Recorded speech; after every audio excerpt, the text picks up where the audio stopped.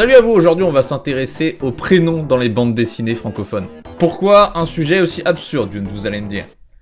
Je sais pas, moi. Le monde de la bande dessinée n'est plus vraiment d'actualité. Peut-être que les jeunes d'aujourd'hui ne connaissent plus Quick et Flipke, par exemple. Je vous en voudrais pas si vous ne connaissez pas Quick et Flipke. Bref, je m'étais fait la réflexion que beaucoup de parents dans les bandes dessinées devraient recevoir un procès pour avoir osé appeler leur enfant ainsi, parce qu'il y a beaucoup de prénoms débiles, et il y en a, c'est carrément des offenses, des injures, des crimes contre l'humanité. Donc je vais classer les prénoms de 18 personnages de bande dessinée parmi les bandes dessinées les plus connues, et j'espère que j'ai oublié votre bande dessinée préférée, parce que je ne vous aime pas. Si j'en ai oublié une, sachez que c'est personnel. On va commencer avec Lucky Luke, et vous devez déjà être en train de vous dire, Younes, pourquoi on dirait que Lucky Luke fait une fellation sur l'illustration que t'as mise. Alors il est possible que j'ai volontairement tronqué et pivoter l'illustration de Lucky Luke puisqu'il était en train de souffler sur un revolver, et je me suis dit ce serait marrant qu'il ait l'air de faire une fellation. C'est possible que j'ai fait ça, hein. Honnêtement ça me ressemble pas donc ça m'étonnerait. Quoi qu'il en soit, Lucky Luke, il s'appelle Lucky, ce qui est très étonnant. Il s'appelle Luke. Luke avec un K comme dans Star Wars, c'est plutôt stylé comme prénom. Je pense qu'on peut sans souci le mettre en haut du classement. C'est même un S, Luke. C'est cool, Luke. Ensuite, on descend immédiatement en qualité avec Boule. Alors, c'est très drôle, Boule, puisque c'est Boule et Bill. En fait, les parents de Boule, ils ont appelé leur fils Boule. Ils se sont dit, on va donner à notre fils un nom de chien. Et puis ensuite, quelques temps après, parce qu'ils ont pas eu le chien immédiatement à la naissance de l'enfant, ils ont planifié ça sur beaucoup de temps. Ils se sont dit, quand l'enfant sera assez âgé pour comprendre qu'on lui a donné un prénom pourri, on va prendre un chien et lui donner un prénom d'humain, et on va l'appeler Bill. C'est genre diabolique. Pour moi, ça mérite un procès, donc Boule, il va directement tout en bas. C'est honteux de faire ça, genre, ils sont tellement diaboliques, ces parents, diabolique, c'est le mot qui convient. C'est genre honteux de faire une chose pareille, j'arrive pas à y croire que ce soit vraiment arrivé. Je crois que tout ce qui se passe dans les bandes dessinées, ça existe en fait. Ok, passons à Astérix et Obélix, que j'ai réunis sur l'image, parce que je pense qu'il n'y a pas une énorme différence entre appeler son enfant Astérix ou Obélix. On est d'accord pour dire que Astérix est légèrement meilleur, mais ça fait quand même un petit peu pitié. Après, ça date de 50 avant Jésus-Christ, pardon. Ce qui est quand même, il y a plus de 2000 ans. Donc les temps ont changé. Je pense qu'à l'époque, c'était des prénoms qui étaient beaucoup plus à la mode. Après, je m'y connais pas trop en histoire, mais je pense que beaucoup de gens s'appelaient Astérix et Obélix à l'époque. Et ensuite, ça a donné les mots qu'on connaît aujourd'hui, astérisque et obélisque. Et ça n'existait pas à l'époque, ces mots-là. À leur époque, on parlait latin, forcément. Bon, assez de bêtises, j'espère que vous n'avez rien écouté de tout ce que je viens de dire. Je pense que c'est trop dur à évaluer, je les mettrai par ici. Je les juge à l'heure actuelle. Si aujourd'hui vous vous appelleriez Astérix ou Obélix, bah on penserait automatiquement à la bande dessinée, donc c'est vraiment très dur. Faut imaginer qu'Astérix et Obélix n'existent pas, et que quelqu'un s'appelle Astérix ou Obélix. Et ça demande quand même beaucoup de réflexion, je peux pas vous demander ça, vous êtes quand même en train de regarder une vidéo YouTube. Ça montre un certain manque d'intelligence de votre part, donc je peux pas vous demander d'imaginer quelque chose d'aussi complexe. Passons plutôt à Gaston. Gaston, c'est un peu le même problème. C'est-à-dire que je pense que c'est un prénom, c'est un prénom Gaston, j'admets. Mais c'est un prénom qui fait pitié. On donne plus prénom aujourd'hui. Et je pense que la bande dessinée Gaston n'est pas totalement étrangère à ce phénomène. Je pense que Franquin a de base donné un prénom qui était pas ouf, que ça fasse un peu débile, genre Gaston Lagaffe, ça fait un peu débile comme nom. Et ça reste un prénom qui existe, donc je peux pas le mettre avec Astérix et Obélix, donc il va en B. Eh ben c'est pas mal, ça se remplit bien, j'aime bien quand on en met un dans chaque case sans faire exprès. On a Spirou et Fantasio, ils sont séparés ceux-là, oui, ils ont divorcé. Si vous saviez pas, ils couchent ensemble dans les bandes dessinées. Spirou et Fantasio, je l'ai appris récemment en ouvrant une BD, puis... C'était que Spirou et Fantasio qui se roulent des pelles pendant 50 pages, c'était assez étonnant. Donc commençons par Spirou. Spirou, étonnamment, ça c'est pas trop mal pour un enfant. Et c'est étonnant puisque Spirou c'était d'abord un adulte avant d'être un enfant. Ça veut rien dire. Je veux dire, ils ont d'abord fait la bande dessinée où Spirou était adulte et puis ensuite il y avait le petit Spirou. Et je trouve que pour un enfant ça sonne pas trop mal. Spirou, c'est mignon quoi. Spirou. Et puis une fois que t'es adulte, quand même, c'est nul. Faut penser à ça. Faut penser au fait qu'un jour, votre enfant va être adulte. Vous pouvez pas juste appeler vos enfants Spirou. Spi, ça fait quand même assez enfantin. Roux, ça fait roux, en plus il est roux. Je sais pas si ses parents savaient, parce que Ils naissent rarement avec beaucoup de cheveux, les enfants. Et je sais pas si les roux naissent roux, vraiment. Je pense que ça arrive plus tard dans la vie, donc c'est vraiment pas de peau si c'est le cas. En tout cas, je les mettrais en dessous d'Astérix et Obélix. Je pense que c'est moins bien. Fantasio, par contre, c'est pour ça que c'est séparé. Je trouve que c'est pas si mal, Fantasio. J'ai vérifié, ça vient peut-être d'une pièce de théâtre. C'est pas, enfin, ça a pas l'air d'être un prénom qui existe vraiment, mais ça fait italien, quoi. Fantasio. Fantasio, passe-moi les pastas. Je sais pas si je fais bien l'accent italien. Je suis en train de me ridiculiser. Je trouve ça pas trop mal. Si tu dis à quelqu'un, ouais, je suis italien, je m'appelle Fantasio. Ok, ça roule. Donc, je le mettrai en A, parce que ça reste italien, c'est pas très noble. C'est pas des gens très nobles, les Italiens. Certes, ils font de la bonne pasta, mais mais c'est tout. La meilleure pizza, c'est les Arabes en France qui la font. Comme ça, c'est dit. Les meilleures pizzerias sont tenues par des Arabes. Je veux rien entendre. Ici, on a Yoko Tsuno. J'ai jamais vraiment lu une BD de Yoko Tsuno, mais j'ai vu que c'était quand même relativement réputé. Hein. Attends, mais je viens de voir, mais j'ai... Oh, j'ai tellement bien coupé Tom Tom et Nana. Regardez ça. On dirait que c'est une seule image, mais en fait, c'est deux images qui, par hasard, je l'ai parfaitement coupé, genre. Je suis un génie du découpage, moi. Excellent. Yoko Tsuno, disais-je. Bah, c'est un prénom asiatique. Qu'est-ce qu'on peut dire? Je pense que ça existe, hein. Il y a Yoko Ono, quand même. C'est qui, déjà, Yoko Ono? Ah oui, c'est elle, la meuf de John Lennon. Ah, ça fait perdre des points, ça. Non, on baisse dans le classement si on fait référence à Hitler. Si, par exemple, quelqu'un s'appellerait Adolphe, ok, c'est un prénom, mais ça fait référence à quelqu'un de pas ouf. Donc, pour moi, appeler quelqu'un Yoko...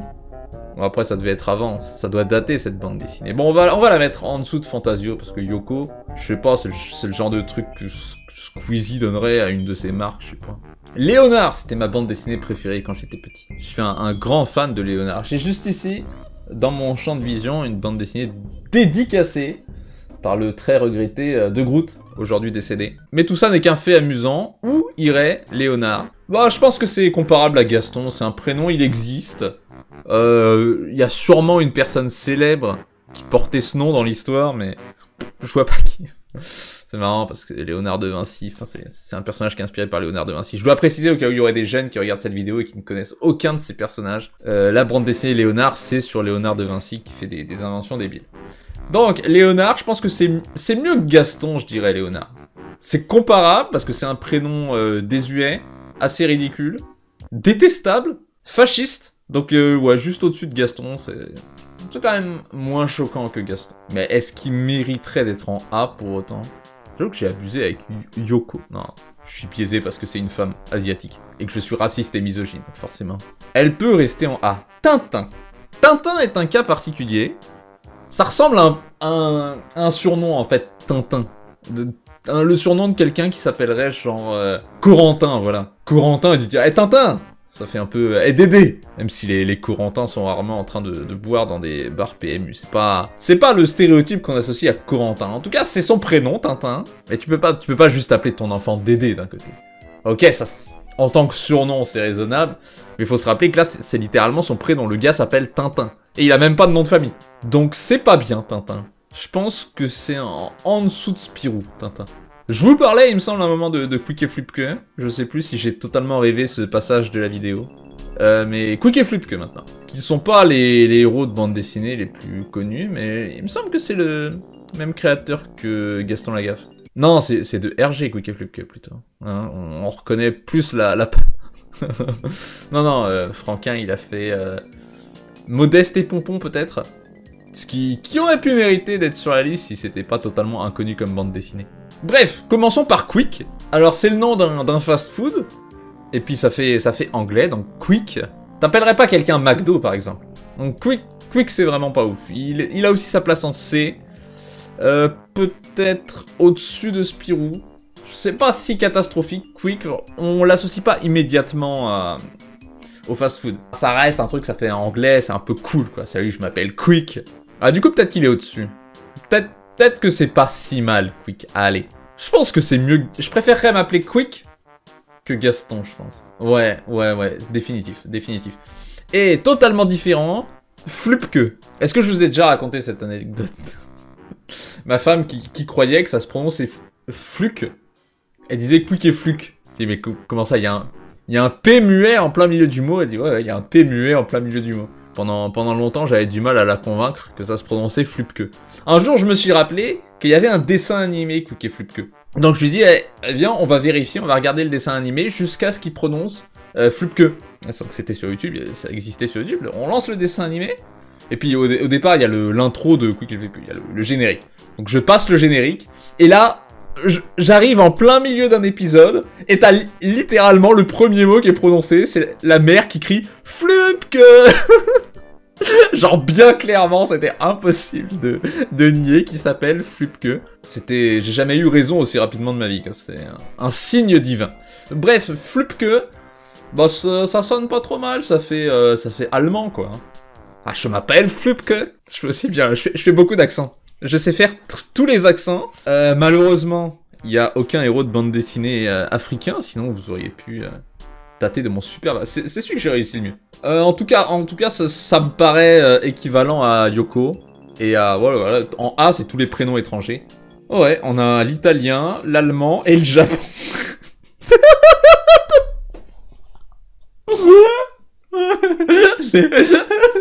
Tout l'axe de la Seconde Guerre mondiale réuni dans une tier list merveilleux.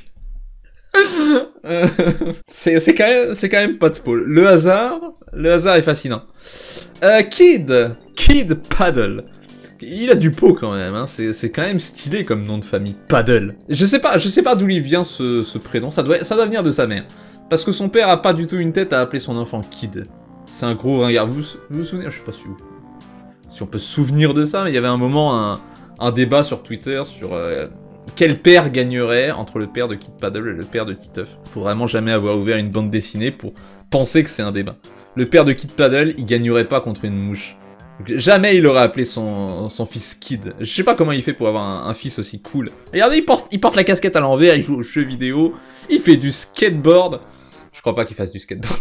Probablement qu'il fait du skateboard, Kid Paddle. En tout cas, en ce qui concerne le nom Kid, bah, sa mère, d'après le lore que je me suis fait dans sa tête, sa mère a appelé son enfant Enfant. C'est très créatif, bravo. Donc c'est nul, ça peut pas être très haut à cause de ça. Mais comme pour Quick, on n'associe pas immédiatement Kid au fait d'être un enfant, ça passe. Je trouve que ça passe de s'appeler Kid. Mais comme pour Tintin, ça marche moins bien quand on grandit. Un adulte, quelqu'un de 60 ans qui s'appelle Kid par exemple. Donc Kid, on va le mettre en haut de C. Juste ici, c'est Lou. Il me semblait que c'était assez connu comme bande dessinée, Lou. Je crois qu'il y a même eu un film. Enfin, je pense qu'elle mérite sa place sur cette liste. J'aurais aimé qu'il n'y ait aucune femme, mais Lou, c'est pas mal comme prénom. C'est plutôt bien. Ça ressemble aussi à un surnom. Genre le surnom de Louise, et puis on l'appellerait Lou. Mais je crois que c'est littéralement son prénom. Lou. Je connais pas bien le lore de Lou. Il me semble que j'ai les bandes dessinées. C'est plutôt ma femme qui les a lues, mais... C'est une BD pour les meufs, Lou. En termes de prénoms, je pense qu'on fait difficilement mieux hein, pour une bande dessinée. Ça me paraît raisonnable à côté de Lucky Luke. Cédric, ah bah ça c'est un prénom. C'est un prénom qui est pas trop mal. Hein. Je salue les Cédric qui étaient en train de trembler sur leur chaise là, en se demandant ce que j'allais dire de leur prénom. Oh, ça existe, et puis ça fait pas pitié, Cédric. C'est bien, on connaît tous un Cédric. Je crois que je connais pas de Cédric. Bon, le prénom est bien en tout cas. C'est soit tout en haut de A, soit en bas de S. C'est pas non plus le truc de fou, Cédric. Ça marche bien pour un enfant et pour un adulte, et je trouve que c'est respectable quand les prénoms fonctionnent comme ça. Juste ici, on a Titeuf et sa sœur. Alors là, un à la fois quand même, un à la fois. Donc Titeuf. Comment ils ont pu se permettre d'appeler leur fils Titeuf? Titeuf, genre petit œuf. C'est horrible de faire ça. Petit œuf, le gars. Et comment ils autorisent leur fils à ressembler à ça? Je sais qu'on critique pas l'apparence sur cette tier list, c'est plutôt les prénoms. Mais ils auraient pu faire quelque chose pour sa coupe. Bon, le prénom, on fait difficilement pire, quoi. C'est littéralement une insulte. Son prénom, c'est une insulte. Espèce de Titeuf. Tu vois? Non, c'est honteux, c'est en dessous de boule. Mais largement. Et puis la sœur, ils ont réussi à faire pire avec la sœur de Titeuf. Elle s'appelle Zizi. Qu'est-ce que vous voulez que je rajoute? À quel point tu détestes tes enfants si tu les appelles Titeuf et Zizi? Il s'appelle comment ton fils? Oh bah, énorme couille poilue, bien sûr. Mais tout attaché, hein, je vous rassure. Non, c'est grave, c'est très très grave. Les deux, quoi, les deux. Et on va terminer avec Tom Tom et Nana. Vu que la bande dessinée s'appelle Tom Tom et Nana, On va d'abord mettre TomTom, puis Nana. J'ai appris récemment que... Enfin, juste en faisant cette vidéo, j'ai appris que l'autrice de TomTom et Nana était décédée l'année dernière. Donc faisons une minute de silence. Alors j'ai fait la minute de silence et puis je l'ai coupé au montage. TomTom, disais-je. TomTom aussi, ça sonne comme un surnom. Un surnom tout aussi long de quelqu'un qui s'appellerait Thomas, par exemple. Et TomTom. Donc c'est pas catastrophique. Je pense que je préfère m'appeler TomTom que Gaston. Ouais, j'ai une... S'il y a des Gastons qui sont en train de regarder cette vidéo, ils doivent me haïr. Mais je pense pas. Est-ce qu'il y a au moins un Gaston qui regarde cette vidéo? Il me le dira en commentaire. Je mets TomTom juste au-dessus de Gaston. C'est mon opinion. Et Nana, alors, appeler sa fille Nana, là ça ressemble plus à un surnom, c'est juste une Nana quoi. Eh, j'ai une Nana, elle s'appelle comment? Nana. C'est grave. J'avais dit ça pour quelqu'un, non? Ah oui, Kid, voilà. T'appelles tes enfants Kid et Nana. Aucune imagination. Le premier truc, je l'appelle Lampe. Allez, Nana, je pense que c'est mieux que Boule quand même. Boule. T'appelles tes enfants Boule et Zizi. En fait, j'ai appelé mes enfants Boule et Zizi puisque je les ai conçus en faisant l'amour.